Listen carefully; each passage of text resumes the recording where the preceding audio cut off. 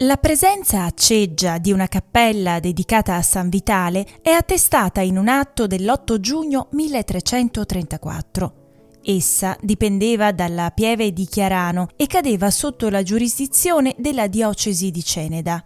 L'edificio, che nel 1474 versava in evidente stato di degrado, nei secoli successivi fu più volte ampliato, finché nel 1871 e 73 fu radicalmente rimaneggiato con la costruzione di un nuovo coro e con l'aggiunta delle navate laterali.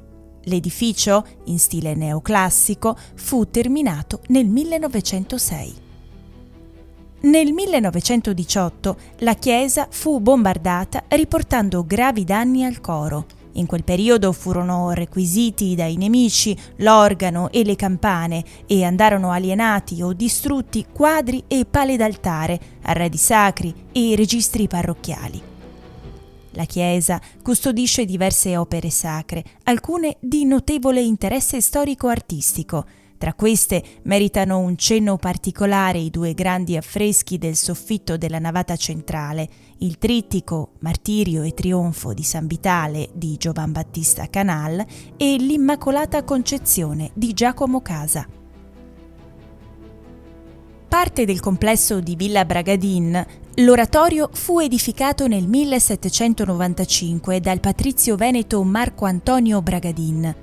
L'interno dell'edificio è interamente decorato da un ciclo di affreschi a soggetto religioso, opera del pittore Giuseppe Bernardino Bison. Nello stupendo impianto decorativo sono raffigurati la Beata Vergine delle Grazie e Santi, il trionfo dell'Eucaristia, le virtù, gli evangelisti, l'adorazione dei pastori e l'adorazione dei magi. Il complesso rurale di Villa Franchin a Pradi Levada di Ceggia apparteneva al monastero agostiniano di Santa Maria degli Angeli di Murano.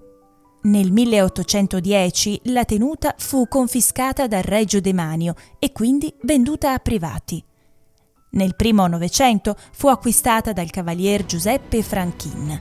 Accanto alla villa prospetta l'oratorio di Pradi Levada, edificato nel 1853, è dedicato alla Beata Vergine Annunziata e custodisce al suo interno la settecentesca statua lignea della Beata Vergine del Rosario, che è adornata di sontuosi abiti, fu qui traslata dalla parrocchiale di Ceggia.